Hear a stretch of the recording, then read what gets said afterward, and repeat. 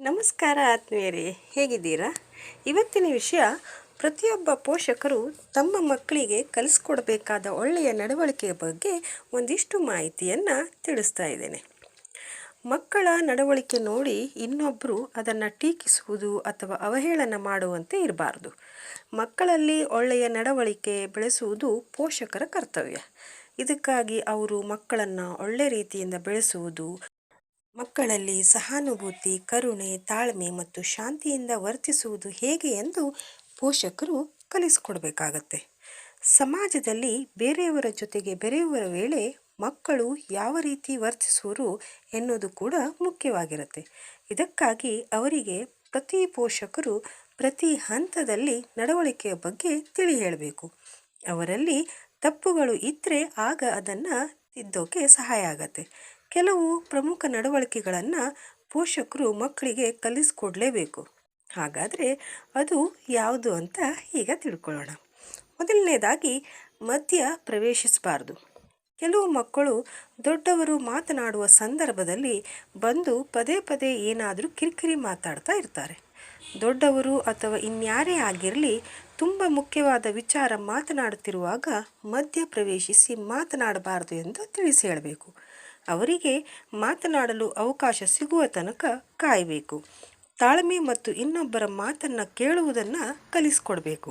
ಇದರಿಂದ ಅವರಿಗೆ ಬೇರೆಯವರ ಸಲಹೆ ಮತ್ತು ಆಲೋಚನೆಗಳ ಮೌಲ್ಯ ತಿಳಿಯುತ್ತೆ. ಎರಡನೇದಾಗಿ, ಅವಕಾಶಕ್ಕಾಗಿ ಕಾಯಬೇಕು. ಇಂದಿನ ದಿನಗಳಲ್ಲಿ ಪ್ರತಿಯೊಬ್ಬರೂ ಶಾರ್ಟ್ಕಟ್ ಮೂಲಕ ಯಶಸ್ಸನ್ನು ಗಳಿಸಲು ಪ್ರಯತ್ನಿಸ್ತಾರೆ. ಆದರೆ ಇದು ಸರಿಯಾದ ಮಾರ್ಗ ಅಲ್ಲ. ಮಕ್ಕಳಿಗೆ ತಮ್ಮ ಅವಕಾಶಕ್ಕಾಗಿ ಕಾಯುವಂತೆ ತಿಳಿ ಹೇಳಬೇಕು. ಇದರಿಂದ ಅವರು ಹೊರಗಡೆ, ಅಂಗಡಿ ಅಥವಾ ಆಡುವ ಮೈದಾನದಲ್ಲಿ ಕೂಡ ತಮ್ಮ ಸರದಿಗಾಗಿ ಕಾಯ್ತಾ ಇರ್ತಾರೆ. ಹಾಗೆ ಮೂರನೇದಾಗಿ, ಸೌಮ್ಯವಾದ ಪದಗಳ ಬಳಕೆ. ಮಾತಿನ ವೇಳೆ ಸೌಮ್ಯವಾದ ಪದಗಳ ಬಳಕೆ ಮಾಡಿದರೆ ಆಗ ಇದರಿಂದ ಸ್ಫೂರ್ತಿ ಹೆಚ್ಚಾಗುತ್ತೆ. ಮಕ್ಕಳಿಗೆ ತುಂಬ ಸೌಮ್ಯ ಮತ್ತು ಗೌರವಪೂರ್ವಕ ಪದಗಳನ್ನು ಬಳಕೆ ಮಾಡುವುದನ್ನು ಕಲಿಸ್ಕೊಡಿ. ಅವರು ಯಾರಿಗಾದರೂ ಗೌರವ ಸೂಚಿಸುವುದು ಅಥವಾ ಅಭಿನಂದನೆ ಸೂಚಿಸುವ ವೇಳೆ ಮಾತ್ರವಲ್ಲ, ಬೇರೆ ಸಂದರ್ಭಗಳಲ್ಲೂ ಒಳ್ಳೆಯ ಪದಗಳನ್ನು ಬಳಕೆ ಮಾಡಲು ತಿಳಿಸಿ. ಹಾಗೆ ನಾಲ್ಕನೇದಾಗಿ, ಹಂಚಿಕೊಳ್ಳಲು ತಿಳಿಸಿ. ಹಂಚಿ ತಿನ್ನುವುದರಿಂದ ಆಹಾರದ ರುಚಿಯು ಹೆಚ್ಚಾಗುವುದಂತ ಮಾತಿದೆ. ಮಕ್ಕಳಿಗೆ ತಮ್ಮ ಆಹಾರ, ಆಟದ ಸಾಮಗ್ರಿ ಮತ್ತು ಅನುಭವವನ್ನು ಹಂಚಿಕೊಳ್ಳಲು ಹೇಳಿ. ಇದರಿಂದ ಅವರಿಗೆ ಸಹಕಾರ ಮತ್ತು ಉದಾರತೆಯ ಮೌಲ್ಯ ತಿಳಿಯುತ್ತೆ. ತಮ್ಮ ಸೋದರ, ಸೋದರಿ, ಸ್ನೇಹಿತರು ಮತ್ತು ಅಪರಿಚಿತರೊಡನೆ ಕೂಡ ಹಂಚಿಕೊಳ್ಳಲು ಹೇಳಿ. ಇದು ಅವರ ಮನಸ್ಸಿಗೂ ಕೂಡ ಖುಷಿ ನೀಡುತ್ತೆ.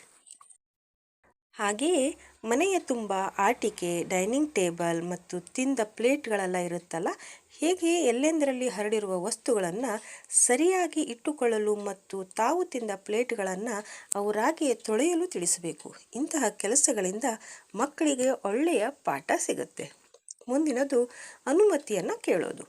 ಯಾವುದೇ ವಸ್ತುವನ್ನು ಬಳಸುವ ವೇಳೆ ಅಥವಾ ಬೇರೆ ಯಾವುದೇ ವಿಚಾರವನ್ನು ಮಾಡುವ ಮೊದಲು ಪೋಷಕರ ಅನುಮತಿ ಪಡೆಯಬೇಕು ಎಂದು ಮಕ್ಕಳಿಗೆ ಕಲಿಸಿ. ಬೇರೆಯವರ ಆಟಿಕೆ ಪಡೆಯುವಾಗ ಅಥವಾ ಅವರ ಸ್ಥಳವನ್ನು ಬಳಸುವ ವೇಳೆ ಅನುಮತಿಯನ್ನು ಪಡೆಯುವುದು ಒಳ್ಳೆಯದು.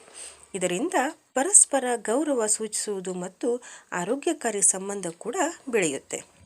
ಹಾಗೆ ಗೌರವಯುತವಾಗಿ ಮಾತನಾಡಿ. ಗೌರವ ಕೊಟ್ಟು ಮಾತನಾಡುವುದು ಸೌಮ್ಯವಾದ ಮಾತನ್ನು ಮೀರಿ ನಿಲ್ಲುತ್ತೆ.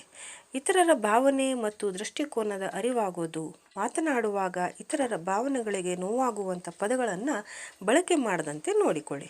ಇದರಿಂದ ಪರಸ್ಪರ ಗೌರವ ಮತ್ತು ತಿಳುವಳಿಕೆ ಬೆಳೆಯುವುದು. ಇಂದಿನ ದಿನಗಳಲ್ಲಿ ಎಲ್ಲ ಮಾಧ್ಯಮಗಳಲ್ಲಿ ಕೆಟ್ಟ ಭಾಷೆ ಬಳಕೆ ಜಾಸ್ತಿ ಆಗ್ತಾ ಇದೆ. ಆದರೆ ಮಕ್ಕಳಿಗೆ ಯಾವಾಗಲೂ ಕೆಟ್ಟ ಭಾಷೆ ಬಳಸದಂತೆ ನೋಡಿಕೊಳ್ಳಿ. ಒಳ್ಳೆಯ ಭಾಷೆಯ ಮಹತ್ವವನ್ನು ಅವರಿಗೆ ತಿಳಿಸಿ. ಕೆಟ್ಟ ಭಾಷೆಯಿಂದ ಸಂಬಂಧ ಮತ್ತು ಗೌರವಕ್ಕೆ ಹಾನಿಯಾಗತ್ತೆ. ಈ ಮಾಹಿತಿ ನಿಮಗೆ ಇಷ್ಟ ಆಯಿತು ಅಂದರೆ ಈ ವಿಡಿಯೋವನ್ನು ಲೈಕ್ ಮಾಡಿ, ಶೇರ್ ಮಾಡಿ, ಕಮೆಂಟ್ ಮಾಡಿ. ಹಾಗೆ ಚಾನೆಲನ್ನು ಸಬ್ಸ್ಕ್ರೈಬ್ ಮಾಡಿ.